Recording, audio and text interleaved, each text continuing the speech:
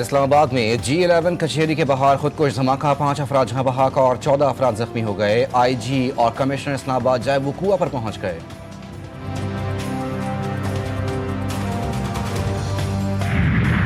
27ویں ترمیم کا بل قومی اسمبلی میں پیش۔ چیئرمین تحریک انصاف بیرسٹر گوہر کہتے ہیں کہ یہ جمہوریت کے لیے سوگ کا دن ہے۔ ایٹمی ملک کا سربراہ باکو میں بیٹھ کر ترمیم کی منظوری دے رہا ہے۔ پیپلز پارٹی رہنما شازیہ مری کہتی ہیں ترمیم پر بلاول بھٹو نے ایکس پر پیغام کے ذریعے پارٹی کے لوگوں کو اعتماد میں لیا۔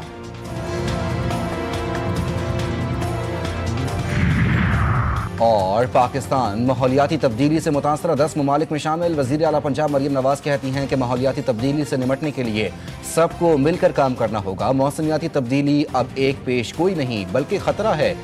COP30 کانفرنس میں خطاب۔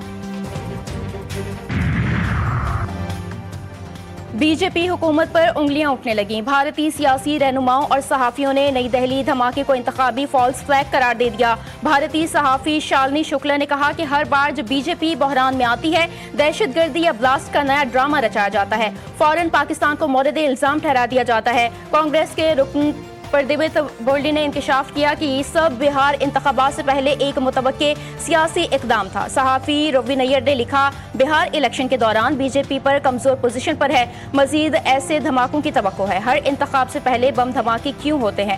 آخر فائدہ کس کو ہوتا ہے؟ بھارتی شہری کا سوال۔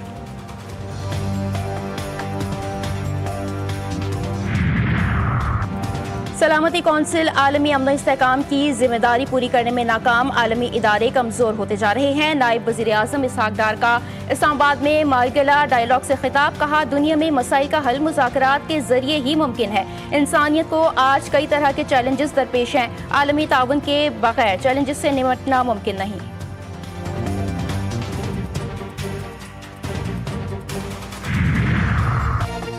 حیدرآباد میں ڈینگی مچھر ایک اور جان لے گیا۔ صوبے بھر میں اموات کی تعداد 27 ہو گئی۔ گزشتہ 24 گھنٹوں کے دوران مزید 1212 ڈینگی کیسز رپورٹ ہوئے۔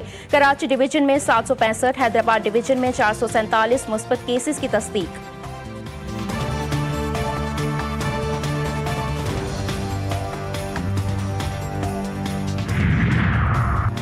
اور پاکستان اور سری لنکا کے درمیان ون ڈے سیریز کا آج سے آغاز۔ حسن نواز کی جگہ تجربہ کار بیٹر فخر زمان قومی اسکواڈ میں شامل۔ کپتان شاہین شاہ آفریدی کہتے ہیں کھلاڑیوں کو معلوم ہے کہ ان غلطیوں پر کام کرنا ہے، جان بوجھ کر کوئی کیچ ڈراپ نہیں کرتا، یہ عمل کھیل کا حصہ ہوتا ہے۔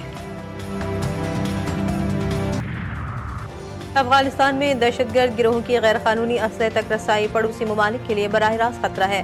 اقوام متحدہ کی سلامتی کونسل میں پاکستانی مستقل مندوب عاصم افتخار کا افغانستان میں جدید اسلحے اور گولہ بارود کے ذخائر کی موجودگی پر گہری تشویش کا اظہار، کہا افغانستان سے دہشت گرد گروہ بلا روک ٹوک کارروائیاں کر رہے ہیں، عالمی برادری دہشت گردوں کو غیر قانونی اسلحہ تک رسائی روکنے کے لیے اقدامات کرے۔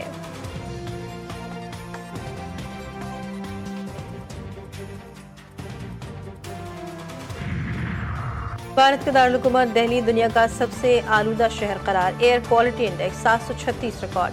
لاہور آلودہ شہروں کی فہرست میں دوسرے نمبر پر، ایئر کوالٹی انڈیکس 463 تک پہنچ گیا۔ ڈھاکہ تیسرے اور تاشکند چوتھے نمبر پر۔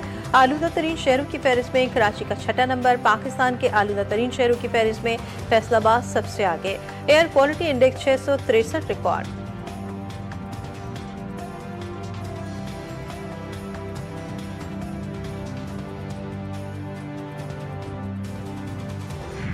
آئینی ترمیم میں آپ کا کیا کامیابی ہے؟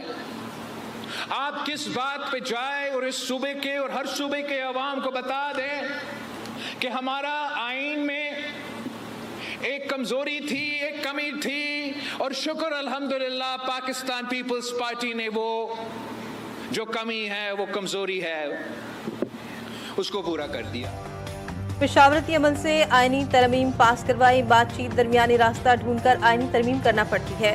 پیپلز پارٹی سمجھتی ہے آئین ذوالفقار علی بھٹو کی امانت ہے، آئین میں ایک کمی اور کمزوری تھی، پیپلز پارٹی نے اس کو پورا کر دیا۔ چیئرمین پیپلز پارٹی بلاول بھٹو نے کہا آئینی عدالتوں میں تمام صوبوں کی برابری کی نمائندگی ہوگی، ہم نے 18ویں ترمیم اتفاق رائے سے منظور کروائی، ملک میں آئینی عدالت ہونی چاہیے، وہ عدالت آئین کے معاملات دیکھے گی۔